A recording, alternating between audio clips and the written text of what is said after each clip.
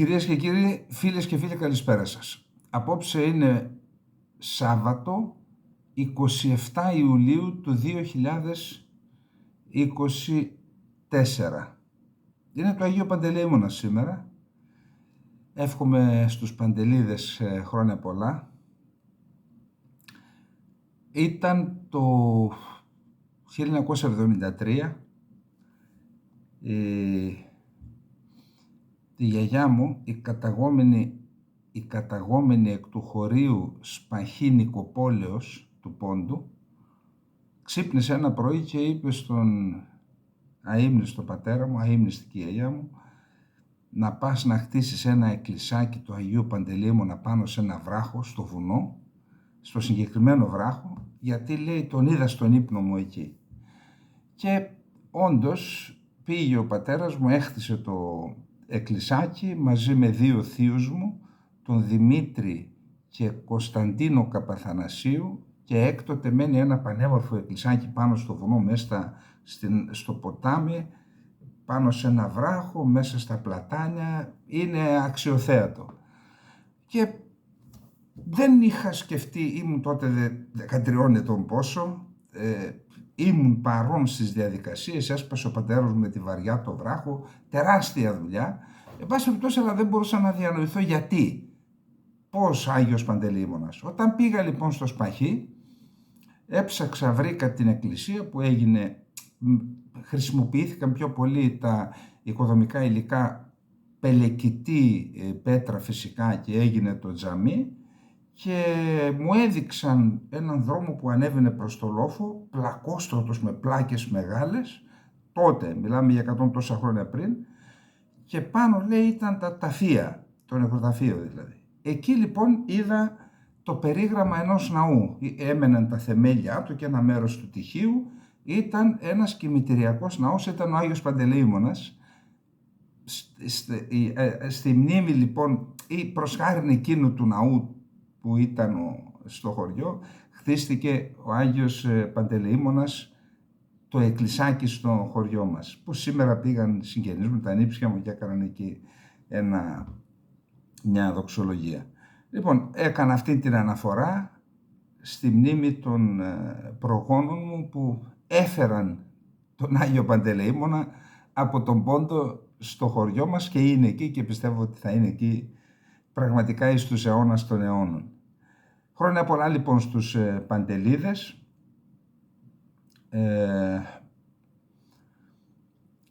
Πριν περάσω σε ένα επαιτειακό ζήτημα που είναι η μάχη των Δερβενακίων, τεράστιας σημασίας, σταθμός στην ιστορία της Ελληνικής Επανάστασης του 1821, θα ήθελα να πω ότι βγήκαν τα αποτελέσματα.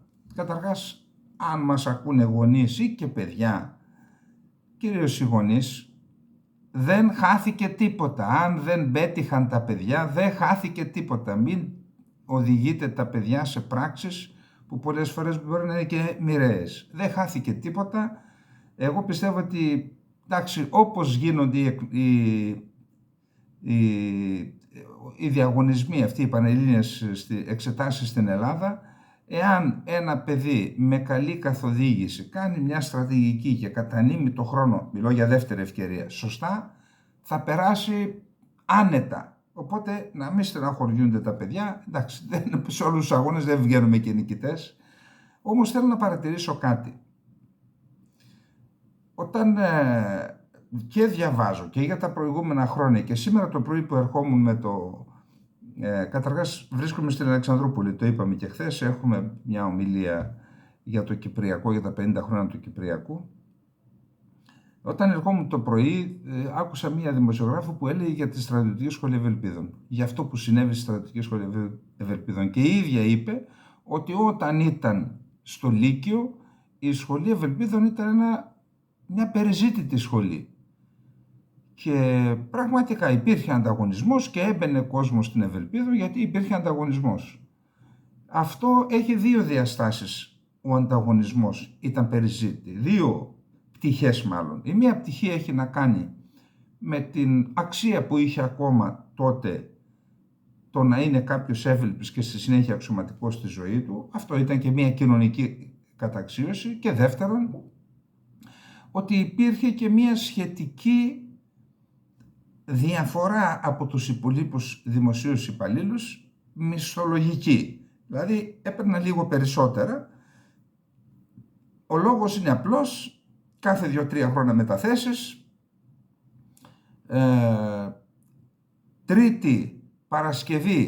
τρίτη νυχτερινή, Παρασκευή απογευματινή, τρως και μια υπηρεσία μεσοβδόμαδα, πάει η εβδομάδα σου. Θέλω να πω, και δεν μιλάμε για τα πενθήμερα, δεν μιλάμε για τα 15μέρα, ασκήσεις, μέρα, νύχτα. Ήταν δύσκολη η ζωή. Αλλά γι' αυτό υπήρχε και μια διαφοροποίηση, και αυτό σημαίνει και αξίωμα, μια διαφοροποίηση και κοινωνική στην κοινωνία, αξιωματικός, αλλά και μισθολογική. Αυτά τελείωσαν τώρα. Και αυτό πρέπει να το βάλουμε καλά στο μυαλό μας. Τα αεροπλάνα, τα άρματα, τα υπήραυλοι και όλα αυτά, χωρίς πολιτική καταρχάς, χωρίς εθνικό σχέδιο και χωρίς πολιτική, αλλά και χωρίς προσωπικό, είναι σίδερα.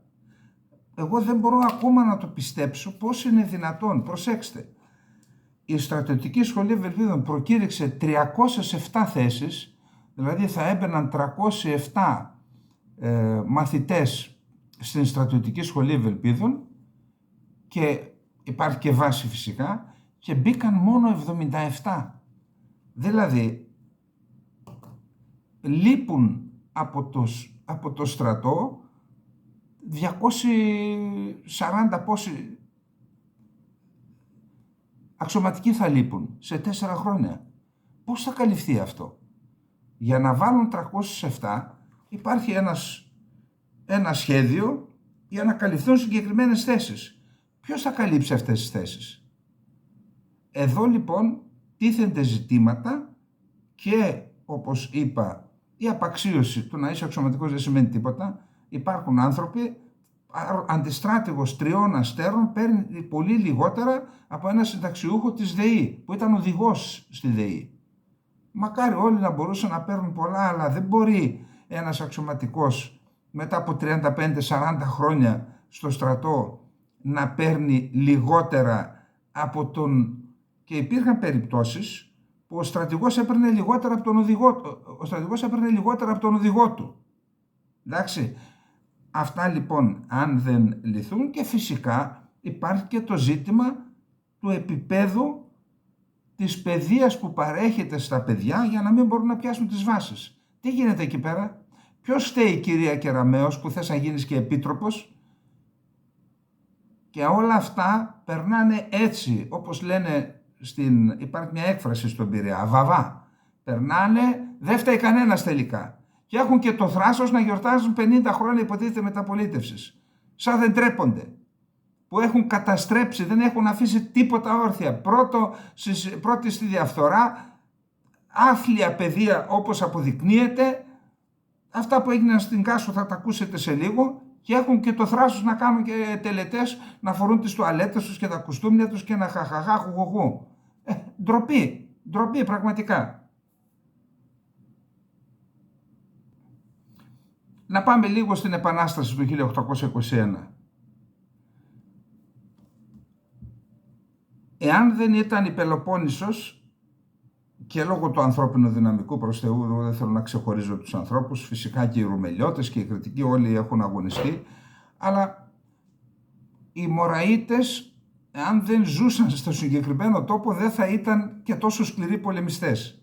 Το έχω ξαναπεί, όταν πηγαίνω στην Πελοπόννησο, θα ήθελα να πετάξω με ένα ελικόπτερο κάποια στιγμή από πάνω, να δω όλη την ωρεογραφία, πώς εξπώνται τα βουνά από το κέντρο προς τη θάλασσα, σε αυτό το νησί, την Πελοπόννησο. Εάν δεν είχε αυτά τα χαρακτηριστικά, δεν θα υπήρχε Ελλάδα σήμερα, δεν θα υπήρχε η Επανάσταση.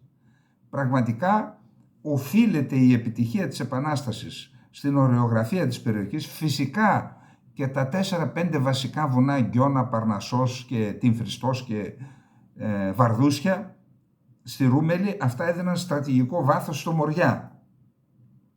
Γιατί και εκείνα δεν μπορούσαν να τα δέσουν οι Οθωμανικές δυνάμεις. Αυτό λοιπόν σε συνδυασμό με την μορφή που λέγεται Κολοκοτρώνης, που πιστεύω θα πρέπει ο ιστορικός να του αποδώσει τον τίτλο Μέγας Θεόδωρος Κολοκοτρώνης. Όταν λοιπόν κατέλαβε ο Θεόδωρος Κολοκοτρώνης, μάλλον συνέλαβε το σχέδιο της πολιορκίας της Τριπολιτσάς, αυτό ήταν πέρα από κάθε λογική πραγματικά. Πώς είναι δυνατόν άνθρωποι οι οποίοι δεν έχουν επιμελητία, δεν έχουν κάποια μεγάλη δύναμη να τους στηρίζει, εννοώ με μέσα, με όπλα, με χρήματα, πώς είναι δυνατόν να τα βάλεις με την υπερδύναμη της εποχής που είναι η Οθωμανική Αυτοκρατορία? Προσέξτε, με την έδρα του στρατού της Πελοποννήσου, του Οθωμανικού στρατού της Πελοποννήσου, διοικητικό κέντρο, εμπορικό, οικονομικό κέντρο και οχυρωμένη πόλη, φυλασσόμενη πόλη. Πώς να τα βάλεις? Τέλος πάντων, έκανε το σχέδιο, άρχισε η θηλιά σε έναν ευρύ κύκλο και άρχισε σιγά σιγά να σφίγγει, μέχρι που το Σεπτέμβρη έκλεισε. Ο Κολοκοτρώνης συμφώνησε με τους Αλβανούς, μουσουλμάνους Αλβανούς φύλακες της πόλης, να φύγουν με τις γυναίκες τους. Τους έδωσε το λόγο του ότι μπέσα, έτσι, ότι δεν θα σας πειράξει, εγώ θα σας μεταφέρω μέχρι τις ακτές του Κορινθιακού. Από εκεί και μετά δεν αναλαμβάνω, γιατί δεν μπορώ να αναλάβω ευθύνη. Όντως έφυγαν από εκεί, αποδυναμώθηκε, αφού είχαν προηγηθεί οι προηγούμενες μάχες όπως είπαμε, αποδυναμώθηκε η Τριπολιτσά και στο τέλος έγινε η άλωση της Τριπολιτσάς. Αυτό το γεγονός ότι έμεινε ακέφαλο η Οθωμανική διοίκηση στην Πελοπόννησο αναπτέρασε το ηθικό των επαναστατημένων Ελλήνων, όχι μόνο του Μοριά και της Τρούμελης, γιατί αυτά ακούγονται. Και οι Οθωμανοί έπρεπε αυτή την ήττα να την διαγράψουν με την ανακατάληψη της Τριπολιτσάς. Σεπτέμβρη είπαμε ότι έγινε η άλωση της Τριπολιτσάς. Άρχισαν να δημιουργούν, να συγκροτείται μια στρατιά για να εκστρατεύσει στον Μοριά, να νικήσει τους επαναστάτες και να ανακαταλάβει την Τριπολιτσά. Όταν λέμε στρατιά εδώ, για να κατανοούμε, Οθωμανική στρατιά τι σημαίνει? Στρατιά σημαίνει ένας μείζον στρατιωτικός σχηματισμός, ο οποίος μπορεί να διεξάγει αυτόνομα πόλεμο. Δηλαδή, έχει μαζί του, εκτός από μάχημες μονάδες, έχει μηχανικό, έχει υγειονομικό, έχει μονάδες διοικητικής μέριμνας. Δηλαδή, η στρατιά του Δράμαλη ήταν 30.000 άτομα, 24.000 μάχημοι και 6.000 το προσωπικό, το βοηθητικό προσωπικό, όπως σας προανέφερα. Έτσι λοιπόν, ο Δράμαλης ονομάστηκε Δράμαλης επειδή γεννήθηκε στη Δράμα. Υπάρχει το Λύς, όπως τους βλέπετε, Σταμπουλής είναι ο εξ-Κωνσταντινούπολεως, Σταμπουλής. Ισμυρλής είναι ο εξ-Σμύρνης, Δράμαλης είναι ο εκ-Δράμας. Εκστρατεύει λοιπόν εναντίον της Πελοποννήσου, περήφανος με 30.000 στρατό, έρχεται, περνάει στην Κόρινθο, καταλαμβάνει την Ακροκόρινθο, ήταν το φρούριο τότε, το κάστρο της Κορίνθου, το καταλαμβάνει σχεδόν αμαχητή και στη συνέχεια η στρατηγική του ήταν η εξής: να προελάσει και να καταλάβει τον κάμπο της Αργολίδας, τον Αργολικό κάμπο, να καταλάβει το Άργος και στη συνέχεια, αφού έχει να υποβοηθηθεί από τον Οθωμανικό στόλο σε αυτή την επιχείρηση και στη συνέχεια, αφού ασφαλίσει τα νότα του, να στραφεί προς την Τριπολιτσά. Όντως έφτασε εκεί, Ιούλιο έφτασε, και ο Ιούλιος του 1822, προσέξτε γιατί όντως κάνει κύκλους οι καιρικές συνθήκες, είχε ανομβρία, ξηρασία και υψηλές θερμοκρασίες, όπως τώρα. Όντως πηγαίνει λοιπόν εκεί, υπόψη ότι μια στρατιά, 30.000 άνθρωποι για να ζήσουν, κάθε μέρα θέλουν τρόφιμα και νερό, κάθε μέρα. Και η πρακτική που ακολουθούσαν ήταν να παίρνουν από τις περιοχές που καταλάμβαναν, από τους κατοίκους ή από τις δυνατότητες που υπήρχαν στη γη. Ήρθε λοιπόν στην Αργολίδα, κατέλαβε τον κάμπο της Αργολίδας και εκεί η στρατηγική του Κολοκοτρώνη ήταν να τους καθυστερήσουν στο κάστρο του Άργους, είχε μέσα μαχητές, ούτως ώστε να πιάσουν τα περάσματα, να οργανωθούν και να ακολουθήσει την πολιτική της καμένης γης, να εξαντλήσουν τα αποθέματά τους, δηλαδή επειδή υπήρχε ξηρασία, έκανε και καμένη γη, υπήρχε και πρόβλημα ακόμα και στις πηγές του νερού. Ακολούθησε λοιπόν την πολιτική της καμένης γης, της φθοράς του αντιπάλου στην πολιορκία του κάστρους του Άργους, με αποτέλεσμα ο Δράμαλης να αποφασίσει, βλέποντας ότι δεν μπορεί να στηρίξει την εκστρατεία του περαιτέρω προς την Τρίπολη, να αποφασίσει να επιστρέψει στην Κόρινθο για να αναδιοργανωθεί, να ανασυνταχθεί, να κάνει ένα καινούριο σχέδιο για να μεταβεί σε επόμενη φάση στην Τρίπολιτσα. Εκεί λοιπόν ο Κολοκοτρώνης πιάνει, γνωρίζοντας το δρομολόγιο της επιστροφής, πιάνει τα περάσματα των Δερβενακίων και με περίπου 3.500 στρατό, νομίζω, να τα βάλει με μια δύναμη, όχι στρατό, άτακτη, άλλο στρατό. Στρατός είναι τακτικός στρατός, ο τακτικός στρατός διαθέτει και αυτός όσα μια στρατιά σε μικρότερη κλίμακα, δηλαδή και επιμελητεία, υποστήριξη κτλ. Άτακτοι, αντάρτες δηλαδή. Όντως μπαίνουν οι εμπροστοφυλακοί της στρατιάς, μπαίνουν στα στενά των Δερβενακίων, είχε πιάσει τις κλητείες, τις υπόρειες της διάβασης ο Κολοκοτρώνης με τον Πλαπούτα, τον Νικηταρά, τον Παπαφλέσσα, τον Αντώνη Κολοκοτρώνη. Έπιασαν λοιπόν τα αντερίσματα της διάβασης των Δερβενακίων και μόλις ήταν να εξέλθει η εμπροστοφυλακή από τα στενά, τότε έπεσε το σύνθημα, άρχισαν οι πρώτες βολές, εγκλωβίστηκαν μπρος, πίσω, ακολούθησε πραγματικά επικές μάχες, σώμα με σώμα.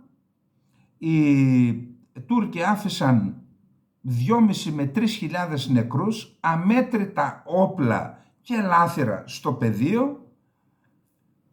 2 μέρες μετά έχουμε τη μάχη του Αγιονορίου, που ήταν και το τελειωτικό κτύπημα στη στρατιά του Δράμαλη, και ο Δράμαλης τελικώς επιστρέφει στην Κόρινθο μόνο με 6.000 στρατιώτες, από 30.000 στρατιώτες. Οι περισσότεροι διασκορπίστηκαν και χάθηκαν, δηλαδή ενσωματώθηκαν σε τοπικές κοινωνίες. Πάντως συντεταγμένα γύρισε με 6.000 από τους 30 που είχε στην Κόρινθο. Και φυσικά 3-4 μήνες μετά, τον Οκτώβρη, πέθανε. Ο μύθος, η παράδοση λέει ότι πέθανε από το κακό του, διότι ένας στρατηγός ανίκητος όχι μόνο ητήθηκε, ντροπιάστηκε, έχασε τη στρατιά του και λένε ότι πιθανόν να πέθανε προσβληθής από τύφο. Αυτή η μάχη όμως, μετά την άρρωση της Τριπολιτσάς, ήταν το επιστέγασμα της στρατηγικής του Κολοκοτρώνη. Και αυτό έδωσε την φήμη στον Κολοκοτρώνη ότι είναι ανίκητος, και αν θέλετε τότε αρχίζει η αντίστροφη μέτρηση για τον Κολοκοτρώνη στα μάτια των πολιτικών. Τον είδαν ως μεγάλη απειλή, δεν απειλούσε μόνο τους Οθωμανούς, απειλούσε και τα σχέδια των πολιτικών για την επόμενη μέρα της Επαναστάσεως. Και γι' αυτό ακολούθησαν οι φυλακίσεις και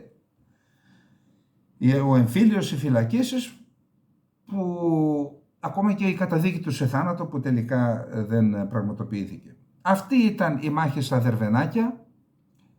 Μπορούμε, ακούστε, επειδή έχουμε μπει σε μία φάση, το ανθρώπινο γένος, όχι μόνο οι Έλληνες, που δεν μας απασχολεί η ιστορία.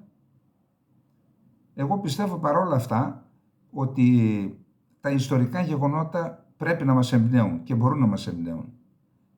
Έρχονται δύσκολοι καιροί, εμείς έχουμε αυτή την διαλυτική πορεία ως κοινωνία στην Ελλάδα και δίπλα μας ο άλλος είδαμε ότι συνεχίζει συγκροτημένα να έχει εθνική στρατηγική και να κάνει βήματα για να την υλοποιήσει, όπως θα δούμε αμέσως παρακάτω. Μάθημα λοιπόν μεγάλο η ήττα του Δράμαλη στα Δερβενάκια.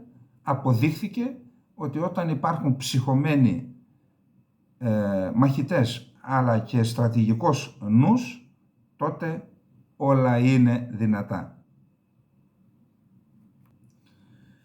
Να περάσουμε τώρα στο θέμα της Κάσου. Ακούστε, για να μην έχουμε και παρερμηνίες και παρεξηγήσεις. Όποιος κυβερνάει έχει το δικαίωμα να παίρνει πολιτικές αποφάσεις και από εκεί και μετά να κρίνεται. Εννοώ νόμιμες πολιτικές αποφάσεις. Από εκεί και μετά να κρίνεται. Όμως δεν είναι δυνατόν να παίρνεις αποφάσεις, να τις κρύβεις από το λαό, να παρερμηνεύεις αυτά που έχεις κάνει και στη συνέχεια να κατηγορείς αυτούς που προσπαθούν να αναδείξουν την πραγματικότητα. Αυτό είναι βαθύτατα ανέντιμο. Πάμε λοιπόν στο θέμα της Κάσου. Έρχεται ο κύριος Γεραπετρίτης, προχθές στο Real, χθες στα παραπολιτικά, θα δούμε τι είπε στα παραπολιτικά και λέει, όχι μόνο δεν υποχωρήσαμε, αλλά πετύχαμε κιόλας. Καλά, συγγνώμη, εντάξει. Ένας απλός πολίτης που δεν έχει τη δυνατότητα να διαβάζει, να ασχολείται, έχει δει μια εικόνα. 5 τουρκικά πλοία να αποκλείουν οποιαδήποτε κίνηση ανατολικά της Καρπάθου και της Κάσου. Εκεί εμείς στέλνουμε 2 και 1 του λιμενικού και κάποια στιγμή τα τουρκικά φεύγουν και οι Τούρκοι μας ευχαριστούν για τη συνεργασία που δείξαμε. Συγγνώμη, δεν πρέπει να μας εξηγήσουν για ποιο λόγο έφυγαν τα τουρκικά πλοία. Τα εκφοβήσαμε, στείλαμε πάνω τους τα Ραφάλ, τους είπαμε υπάρχει κάτω σας υποβρύχιο, αν δεν φύγετε θα βυθιστείτε, ή τους ζητήσαμε άδεια για να κάνουμε έρευνα. Τη ζητήσαμε την άδεια, έγινε η έρευνα, τα 5 πλοία σου λέει εντάξει, τελειώσαμε, πήραμε αυτό που θέλαμε, γεια σας. Τι έγινε από όλα αυτά? Γιατί δεν μας λέτε τι έγινε? Λέτε ότι πετύχατε. Πώς πετύχατε να φύγουν τα 5 πλοία? Χωρίς να γινόμαστε θύματα της τουρκικής προπαγάνδας, αλλά εδώ που φτάσαμε, πολλές φορές πτυχές, μέρος της αλήθειας του τι συμβαίνει στα ελληνοτουρκικά το μαθαίνουμε από Τούρκους. Και πολλές φορές επαληθεύονται.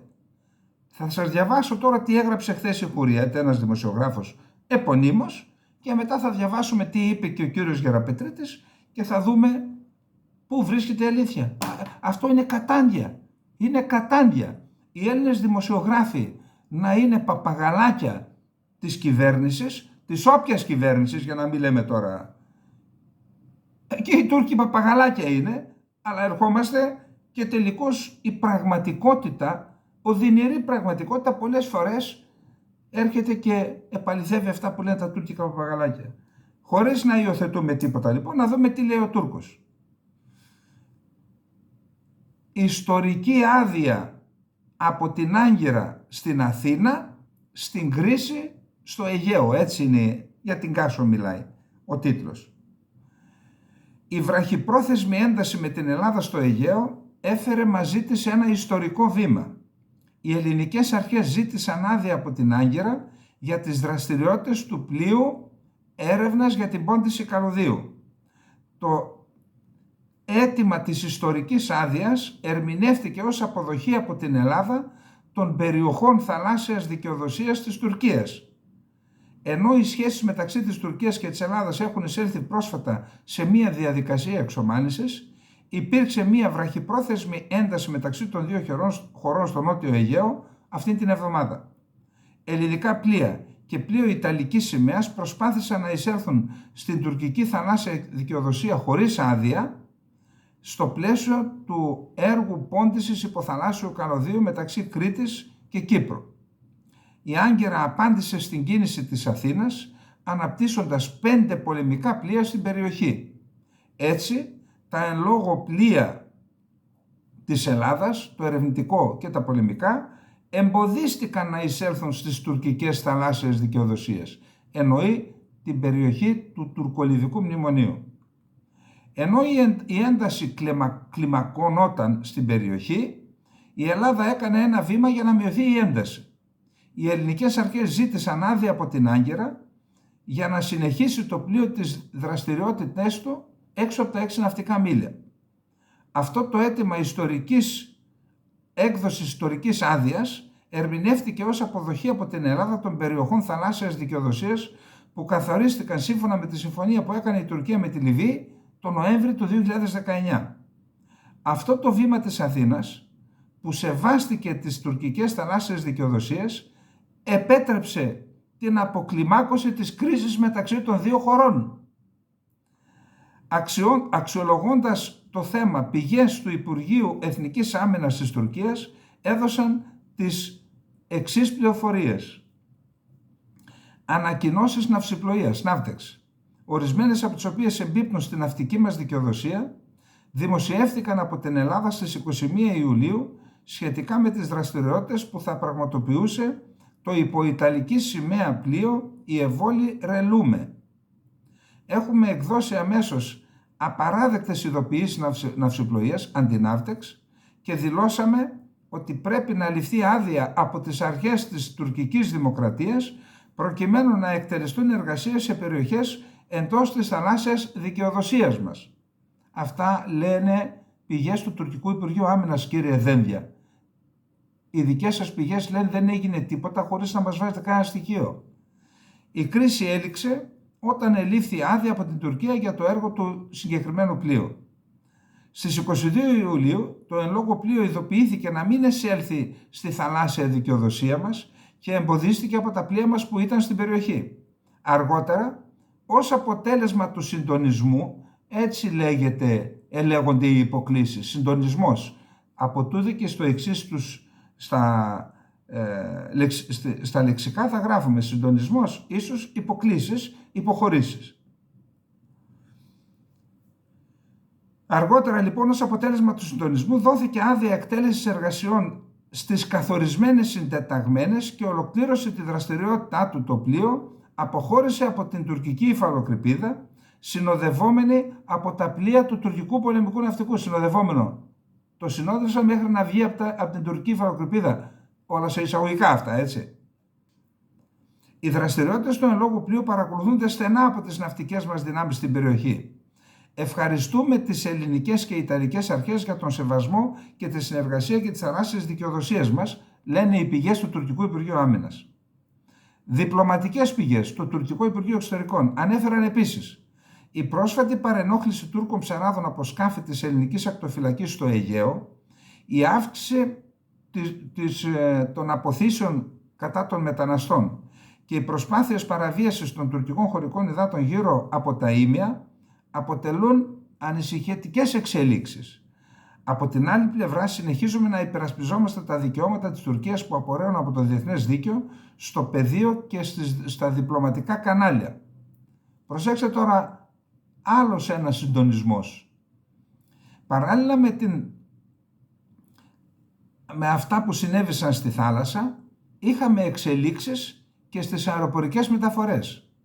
Η αεροπορική εταιρεία της Λιβύης, Libya Airlines, ανακοίνωσε ότι ο εναέριος χώρος Ελλάδας και Μάλτας είναι πλέον διαθέσιμος για πτήσεις Κωνσταντινούπολης-Τρίπολης.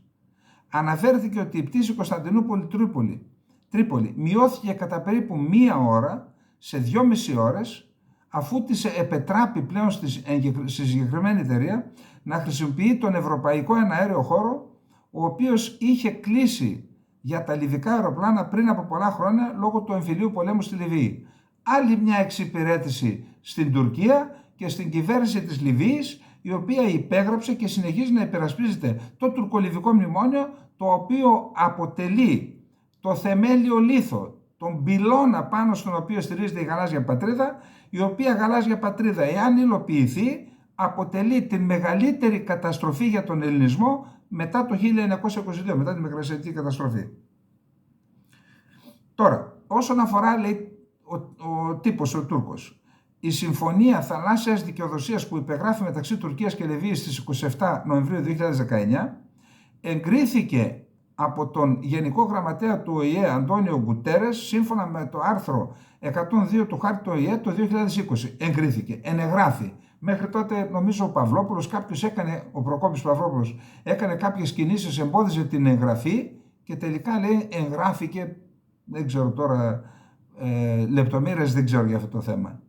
Με τη συμφωνία, η οποία στοχεύει στην προστασία των δικαιωμάτων και των συμφερόντων και των δύο χωρών στην Ανατολική Μεσόγειο, προστατεύονται τα κυριαρχικά δικαιώματα τόσο της Τουρκίας όσο και της Λιβύης στην Ανατολική Μεσόγειο. Πάμε να δούμε τώρα τι λέει ο κύριος Γεραπετρίτης στα παραπολιτικά, πώς απαντάει. Τα γεγονότα που έλαβαν χώρα στο νοτιοανατολικό Αιγαίο τη Δευτέρα 22/7/2024 κατά τη διαδικασία θαλάσσιας έρευνας για την πόντιση καλωδίου ηλεκτρικής διασύνδεσης Κρήτης-Κύπρου έδωσαν αφορμή για πλειοδοσία ανακρίβειας στο δημόσιο λόγο. Καταλάβατε, πλειοδοσία ανακρίβειας, αμέσως να χτυπήσουν την αξιοπιστία των ανθρώπων που έχουν δημόσιο λόγο. Πλειοδοσία ανακρίβειας. Πού είναι η ανακρίβεια, για πες μας, να δούμε. Όπως σημειώνει ο Υπουργός Εξωτερικών, το Ιταλικό πλοίο είχε προγραμματίσει τη διεξαγωγή της έρευνας μεταξύ άλλων εντός της ελληνικής αποκλειστικής οικονομικής ζώνης, όπως έχει οριοθετηθεί μεταξύ Ελλάδας και Αιγύπτου.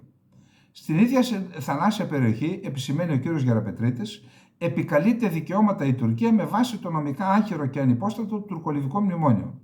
Εξ αυτού του λόγου, τουρκικά πολεμικά πλοία κατέπλευσαν στην ευρύτερη περιοχή.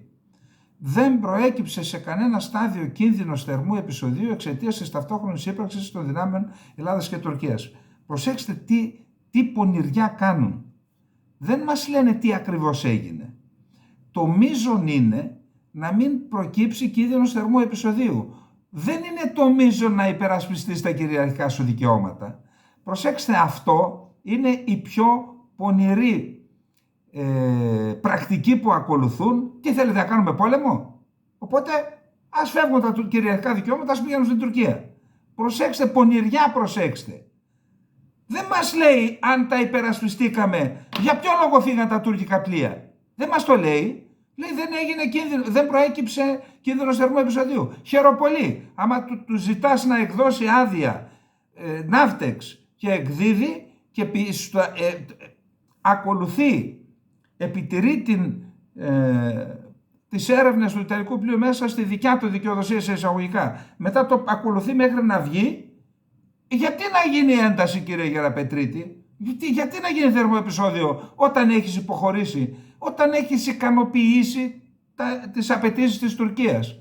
Μην τρελαίνετε τον κόσμο επιτέλους. Και μετά μιλάτε για πλειοδοσία ανακρίβειας.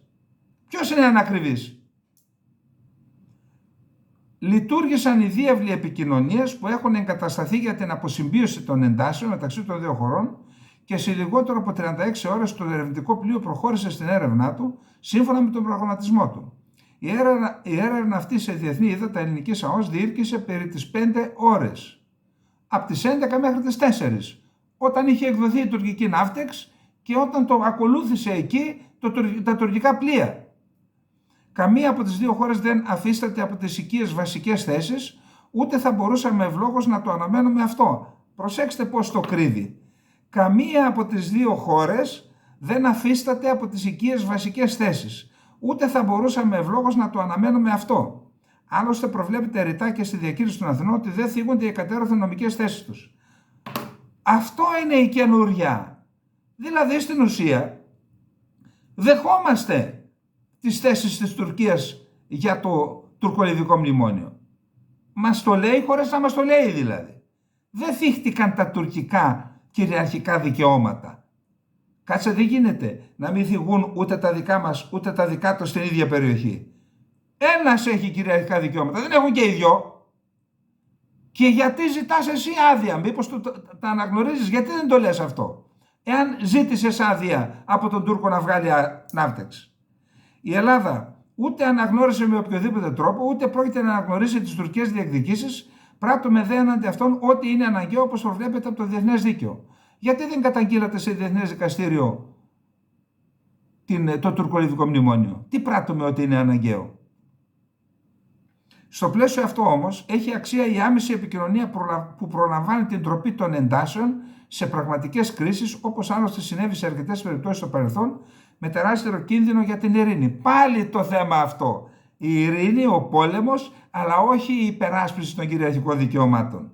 Προηγείται η ειρήνη της υπεράσπισης και έτσι μας ρίχνουν στάχτη στα μάτια. Και ασφαλώς αναδεικνύεται η αξία να προχωρήσουμε σε συζήτηση για πλήρη οριοθέτηση υφαλοκρηπίδας και ΑΟΣ. Με επεξίδα του Διεθνές Δίκαιο της Θάλασσας, σκοπός μας είναι η μακρά και βιώσιμη ειρήνη. Σήμερα που η Ελλάδα απολαμβάνει σε όλα τα επίπεδα μείζωνος ισχύος, καταλήγει σε δήλωσή του. Εγώ δεν έχω να πω απολύτως τίποτα, ας βγάλουμε ο καθένας από εμάς τα συμπεράσματά μας.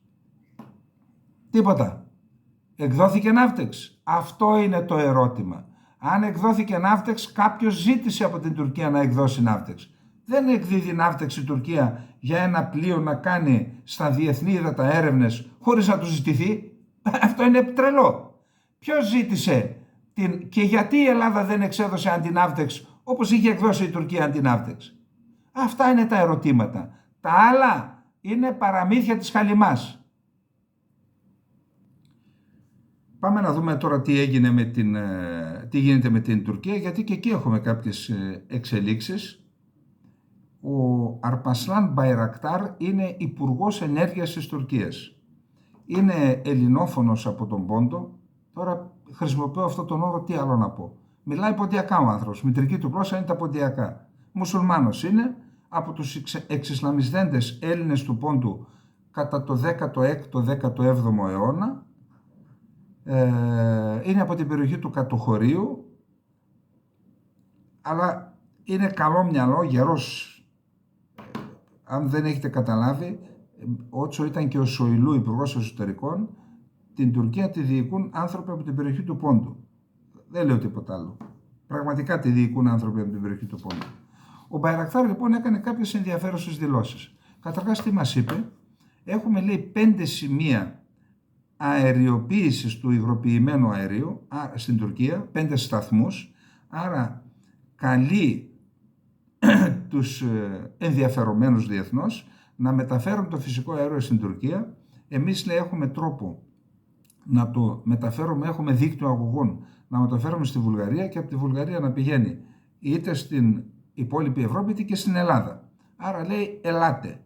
Κόμβος, ενεργειακός κόμβος. Εμείς πήγαμε να κάνουμε ένα στην Αλεξανδρούπολη, ο λεγόμενος κάθετος άξονας, ο οποίος προχθές διάβασα καταραίει, έτσι. Δεν πάει καλά. Η Τουρκία, λέει, θα κάνει 5 σημεία. Να δούμε. Θα τα δούμε, έτσι. Δεν τα λέμε ότι θα γίνει, αλλά και ταυτοχρόνως έχει τον Turkish Stream που παίρνει από τη Ρωσία φυσικό αέριο, έχει τον Blue Stream που παίρνει από την Ρωσία φυσικό αέριο, έχει και τον TAP που παίρνει από το Αζερβαϊτζάν, έχει και ένα αγωγό που παίρνει από το Ιράν και φιλοδοξεί να πάρει τα κοιτάσματα από το Ισραήλ και από την Κύπρο, από την Ανατολική Μεσόγειο. Φιλοδοξεί να πάρει και το καλώδιο, γι' αυτό κάνει κόλπα και δεν επιτρέπει στην Ανατολική Μεσόγειο, που θα μεταφέρει ρεύμα και έτσι θέλει να γίνει ενεργειακή υπερδύναμη, κόμβος διανομής ενέργειας, είτε φυσικού αερίου είτε ηλεκτρικού ρεύματος. Όσον αφορά της Τουρκίας, λέει ότι εμείς αυτή τη στιγμή καλύπτουμε τις ανάγκες μας σε πετρέλαιο και φυσικό αέριο το 1/8 των αναγκών μας. Θέλουμε να προχωρήσουμε, να γίνουμε αυτάρκες ενεργειακά και γι' αυτό θα επεκτείνουμε τις ανάλογες δραστηριότητες μας στον Εύξηνο Πόντο. Ήδη εκεί υπάρχει μια πλατφόρμα που λένε ότι κάνουν εξαγωγή, δεν ξέρω. Μετά, λέει, θα ανοίξει αυτό το πεδίο στην Ανατολική Μεσόγειο, που σημαίνει στην Κρήτη, και μετά στο Αιγαίο. Και λένε ότι θα αγοράσουν ένα καινούριο πλοίο γεωτρύπανο, πλωτό γεωτρύπανο. Και μετά στο Αιγαίο. Κρατήστε το και αυτό, διότι στην Τουρκία, είπαμε, οι δηλώσεις δεν γίνονται για πλάκα. Δεν γίνονται για πλάκα οι δηλώσεις. Αυτό να το κρατάμε. Τώρα, έχουμε μια άλλη αθλιότητα από πλευράς της Τουρκίας. Το τουρκικό πολεμικό ναυτικό έχει συνεχώς πάνω από την γραμμή των τουρκικών ακτών να πετούν μη επανδρομένα αεροσκάφη και καταγράφουν τα πάντα. Κατέγραψαν, λέει, προχτές στη Σάμο ένα πλοίο του λιμενικού σώματος να συνοδεύει ένα πλοιάριο με μετανάστες, οι οποίοι τελικά αποβιβάστηκαν σε μία ακτή που λέγεται Καντενλάρ Ντενιζή. Έχει κοντά νοτίως του Κουσάντας, και καταγγέλει την Ελλάδα. Προσέξτε τώρα. Ο δολοφόνος καταγγέλει το θύμα. Ποιος είναι ο δολοφόνος? Η Τουρκία είναι κράτος διακινητής. Δηλαδή, αυτό το μη επανδρωμένο αεροσκάφος δεν είδε το πλοιάριο με τους μετανάστες, αλλά είδε το ελληνικό λιμενικό, που το ελληνικό λιμενικό έχει δικαίωμα στα χωρικά ύδατα, ακριβώς εκεί που είναι η ώρας γραμμή, να σε σταματήσει. Έχει δικαίωμα. Δεν είναι παράνομο αυτό. Σου λέει σταμάτα, δεν περνάς από εδώ, φύγε. Δεν σε θέλω. Και έτσι φύγαν. Πού είναι το παράνομο? Γιατί δεν είδε όμως ο κύριος από πάνω? Μήπως κάτω, αυτοί που είναι κάτω παίρνουν 2, 3, 5 χιλιάρικα από κάθε μετανάστη που θέλει να έρθει στην Ελλάδα και κάποια από αυτά τα λεφτά φτάνουν σε αυτόν που είναι στην οθόνη ή και στο Γενικό Επιτελείο Ναυτικού? Γιατί μιλάμε για δισεκατομμύρια κάθε χρόνο. Γιατί μιλάμε για δισεκατομμύρια κάθε χρόνο. Δηλαδή αν περάσουν 100.000 άνθρωποι, επί 5.000 είναι 500 εκατομμύρια. Και αν περάσουν 200.000 είναι 1 δισεκατομμύριο. Αν βάλουμε 5.000, αν βάλουμε 10, βάλτε, είναι διπλάσια. Αυτά λοιπόν, αυτές τις ενέργειες έπρεπε να τα κάνει και το ελληνικό, το λιμενικό και η ελληνική συνοριοφυλακή στον Εύρο, να πετούν τα μη επανδρομένα 24 ώρες το 24ωρο, να βλέπουν τις φάλαγγες που έρχονται στον Εύρο σε απαγορευμένες στρατιωτικές περιοχές και σε συνεργασία με τη στρατοχωροφυλακή και το στρατό περνούν στις απαγορευμένες για να περάσουν στην Ελλάδα και να καταγγέλουν την ίδια στιγμή με τέτοια βιντεάκια την Τουρκία το κράτος διακινητής. Και το ίδιο να γίνεται και απέναντι στις ακτές. Μπορούν να το κάνουν, ξέρουν να το κάνουν, μόλις δουν ότι επιβιβάζονται, να ειδοποιούν αμέσως τη Frontex και να λένε αυτή τη στιγμή στην τάδε ακτή, σε αυτές τις συντεταγμένες επιβιβάζονται 310 άτομα σε πλοιάριο για να τους φέρουν στην Ελλάδα οι Τούρκοι διακινητές και το τουρκικό κράτος. Γιατί δεν το κάνετε? Και ετοιμάζεται ο κύριος Παναγιτόπουλος να υποδεχθεί τον κύριο τον Γερλίκαγια, που είναι υπεύθυνος νομίζω για τη μετανάστευση, τον Υπουργό Εσωτερικών, και κάνουν κλίμα, δημιουργούν κλίμα με δεύτερο βίντεο μέσα σε μια εβδομάδα, αυτό που είδατε. Να δούμε πώς θα τον υποδεχθούμε τον κύριο, οι οποίοι είναι ενορχιστρωτές της λαθρομετανάστευσης, και στο τέλος φταίει η Ελλάδα που λέει παιδιά, εγώ δεν θέλω εδώ. Επιλέξτε να πάτε στην Τουρκία, μείνετε στην Τουρκία. Δεν θέλω να έρθετε στην Ελλάδα. Είμαι κράτος. Δεν είμαι ξέφραγο αμπέλι. Και μιλώ για οικονομικούς μετανάστες. Δεν μιλώ για πρόσφυγες. Οι πρόσφυγες, ξέρουμε, έχουν τους τρόπους τους να έρχονται και δεν συνεργάζονται με το τουρκικό κράτος, γιατί τους κυνηγάει το τουρκικό κράτος. Μιλάω για αυτούς που συνεργάζονται με το τουρκικό κράτος και μπροστά στα μάτια της στρατοχωροφυλακής και της ακτοφυλακής πάνε να έρθουν στην Ελλάδα. Λοιπόν, να πάμε τώρα στο Ισραήλ, στο επόμενο θέμα μας. Συναντήθηκε ο Νετανιάχου με τον Τραμπ εκεί στην Φλόριντα, στο Μάρα Λάγκο, πώς το λένε αυτό, εκεί που είναι η έπαυλη του Μεγιστάνα, του κρίσου του Αμερικανού. Υπόθηκαν διάφορα. Αυτό που μας μένει είναι ο τίτλος. Είπε ο Τραμπ στον Νετανιάχου: εάν βγω, θα τελειώσει ο πόλεμος στη Μέση Ανατολή. Αν δεν βγω, υπάρχει πιθανότητα να πάμε σε τρίτο παγκόσμιο πόλεμο. Δεν ξέρω κατά πόσο αυτό είναι συνθηματολογία ή το εννοεί. Μπορεί να είναι και τα δυο. Μπορεί δηλαδή να θέλει να δημιουργήσει κλίμα και στις ΗΠΑ να αποφευθεί ο πόλεμος, άρα ψηφίστε με. Αλλά μπορεί να υπάρχει και όντως τέτοιο ενδεχόμενο, διότι κάποιοι που είναι στους δημοκρατικούς είναι της θεωρίας του παγκόσμιου χάους. Αυτό κάνουν όπου εμπλέκονται, σε Ουκρανία, σε Μέση Ανατολή και οπουδήποτε αλλού, του παγκόσμιου χάους. Επίσης τον είδε η Κάμαλα Χάρις, η οποία, το είπαμε και χθες, απέτησε, στην ουσία είπε, εγώ δεν πρόκειται να ανεχθώ αυτή την ιστορία, τελειώνεται, υπογράψτε συμφωνία. Και γι' αυτό συναντώνται αύριο Κυριακή στη Ρώμη αξιωματούχοι της Αιγύπτου, του Κατάρ, των Ηνωμένων Πολιτειών της Αμερικής και του Ισραήλ. Όπως βλέπετε πάνε στην Ιταλία, δεν έρχονται στην Ελλάδα. Πού είναι ο πρωταγωνιστικός ρόλος του κ. Γεραπετρίτη που μας το διαφημίζει? Γιατί η Ελλάδα να μην είναι μια δύναμη ειρήνης και να ταυτίζεται πάντα με τους πολεμοκάπηλους? Γιατί? Υπό το κάλυμα, ξέρετε τι. Αυτή η Ελλάδα έπρεπε να είναι μια ιερή χώρα, ιδιαίτερα τώρα που γίνεται η Ολυμπιάδα, μια ιερή χώρα.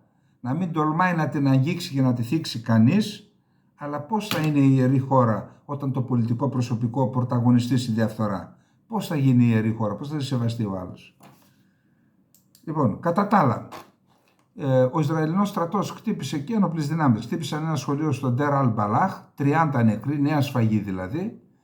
Ο στρατός από την πλευρά του λέει ότι χτυπήσαμε ένα κέντρο διοίκησης και ελέγχου της Χαμάς. Δόθηκε νέα εντολή εκένωσης κάποιων συνοικιών της στη Χαν Γιουνίς. Ήδη 180.000 είχαν βγει, την είχαν χαρακτηρίσει ασφαλή. Μετά είπαν αδειάστε αυτές τις συνοικίες, 180.000 έφυγαν, τώρα λένε αδειάστε και άλλες συνοικίες. Πάντως εκεί στη Χαν Γιουνίς ανέκτησαν τις ορούς των 5 Ισραηλινών που είχαν σκοτωθεί στην 7η Οκτωβρίου και τους είχαν μεταφέρει τις ορούς τους η Χαμάς για να διαπραγματευτούν. Ο διοικητής της βόρειας διοίκησης του Ισραήλ, υποστράτηγος Όρι Γκορντίν, είπε ότι ήδη έχουμε εξοντώσει 500 τρομοκράτες της Χεσμολάχ στο Λίβανο και ότι ετοιμάζουμε μία αποφασιστική επίθεση. Το είπαμε και στη χθεσινή εκπομπή ότι πιθανόν να έχουμε μία μεγάλης κλίμακας επιχείρησης του Ισραήλ στο Λίβανο, καθότι φέρεται να έχουν πάρει και το πράσινο φως από τις ΗΠΑ για μία τέτοια επιχείρηση. Οι ΗΠΑ και η Βρετανία εκτόξευσαν πυράβλους στο αεροδρόμιο της Χουντάιντα, που θεωρείται και η πηγή όλων των κακών, δηλαδή είναι το κέντρο του κινήματος Ανσαρουλάχ.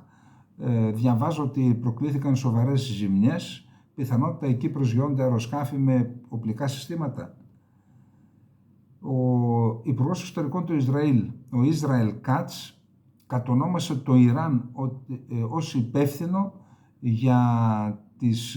για τη δολιοφθορά που έγινε στο δίκτυο σιδηροδρόμων του Ισραήλ την ημέρα της έναρξης των Ολυμπιακών Αγώνων, που είχε ως αποτέλεσμα 800.000 άνθρωποι να εγκλωβιστούν, να μην μπορέσουν να κινηθούν με τους σιδηροδρόμους.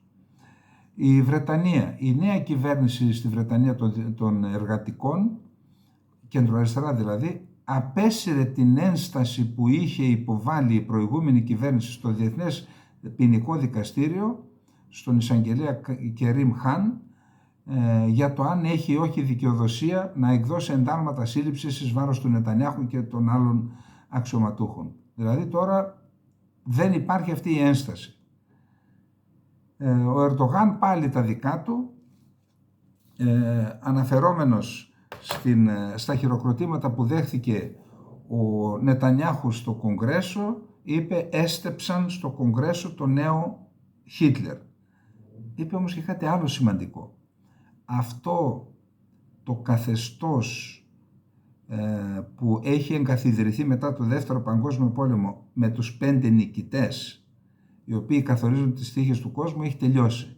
Πρέπει να πάμε σε ένα καινούριο σύστημα ασφάλειας του κόσμου και η Τουρκία θέλει να πάρει μέρος ως μόνιμο μέλος στο νέο Συμβούλιο Ασφάλειας που θέλει να δημιουργηθεί. Κρατήστε το και αυτό. Ο διοικητής του FBI, πάμε στις ΗΠΑ, ανακρινόμενος στην ουσία στην αρμόδια επιτροπή του Κογκρέσου για την απόπειρα δολοφονίας κατά του Τραμπ είπε ότι πιθανόν να μην χτυπήθηκε από σφαίρα. Τελικά έγινε άρχισαν οι θεωρίες συνωμοσίες να ξεδιπλώνονται. Μετά είπε ότι δεν υπήρχαν όμως άλλα θράψματα, άρα πιθανόν να είναι από σφαίρα ή από θράψμα σφαίρας, αλλά όχι τίποτα άλλο. Δηλαδή δέχτηκε ότι είναι σφαίρα τελικά. Και ακριβώς επειδή είπε, δημιούργησε αυτή τη σκιά, ο διοικητής του FBI δέχθηκε με ανάρτηση προσωπική του Τραμπ, δέχθηκε μια πολύ σκληρή κριτική. Πάντως ο Τραμπ θα επιστρέψει, δήλωσε ότι επιστρέφει στο Butler της Πενσιλβάνια για να κάνει μια μεγάλη εκδήλωση που δεν μπόρεσε να γίνει λόγω της απόπειρας δολοφονίας του, για να τιμήσει τον πυροσβέστη Κορέι, ο οποίος αυτός έχασε τη ζωή του, ήταν παρόν στην εκδήλωση, και τους τραυματίες που ήταν εκεί. Το Butler είναι η περιοχή όπου διοργάνωσε προεκλογική συγκέντρωση και δέχθηκε τη σφαίρα στο αυτί από τον 20χρονο και λέει δεν θα τους περάσει, εμείς θα ξανακάνουμε την εκδήλωση στο ίδιο μέρος και θα είναι και καλύτερη. Η Wall Street Journal, σε δημοσκόπηση που έκανε επί 1.000 ψηφοφόρων, έβγαλε ότι ο Τραμπ παίρνει 49% και η Κάμαλα Χάρις παίρνει 47%, και θεωρείται αυτό ότι είναι μάχη στήθος με στήθος, δηλαδή υπάρχει συμπλήν 3%, είναι το περιθώριο στατιστικού λάθος. Ο Biden πρόκειται να φέρει τη Δευτέρα μία πρόταση μεταρρύθμισης του συνταγματικού δικαστηρίου, που έχει να κάνει και με το χρόνο που παραμένουν οι ανώτατοι δικαστές όχι του συνταγματικού, του ανωτάτου δικαστηρίου, και επίσης θέλει να ξεκινήσει διαδικασίες συνταγματικής μεταρρύθμισης οι οποίες δεν θα δίνουν ασυλία στον πρόεδρο των ΗΠΑ. Φαίνεται ότι του πόνεσε του Biden το γεγονός ότι αυτό το δικαστήριο αναγνώρισε ασυλία στον Τραμπ και έτσι δεν τον έχουν όμηρο όπως τον είχαν μέχρι τώρα με τις δικαστικές διαδικασίες.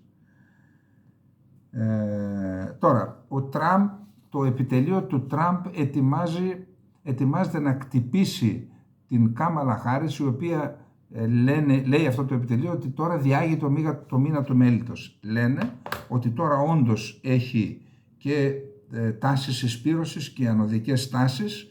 Αυτό το θεωρούν φυσιολογικό, αλλά ο μήνας του μέλιτος θα τελειώσει πριν τις εκλογές και θα ξεφουσκώσει δηλαδή, έτσι λέει το επιτελείο, και ετοιμάζονται να τη χτυπήσουν σε 3 άξονες.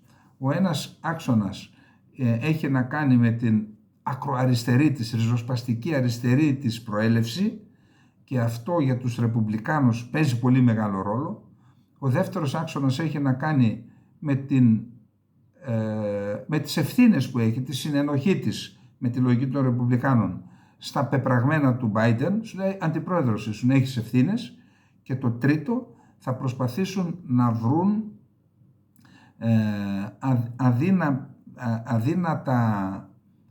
τις αδυναμίες που είχε ως εισαγγελέας και μετά γενικός εισαγγελέας δικαστηρίου και μετά γενικός εισαγγελέας της Καλιφόρνιας. Πάνω σε αυτούς τους 3 άξονες ετοιμάζονται να τη χτυπήσουν για να μειωθεί η αύξηση της επιρροής της στο εκλογικό σώμα.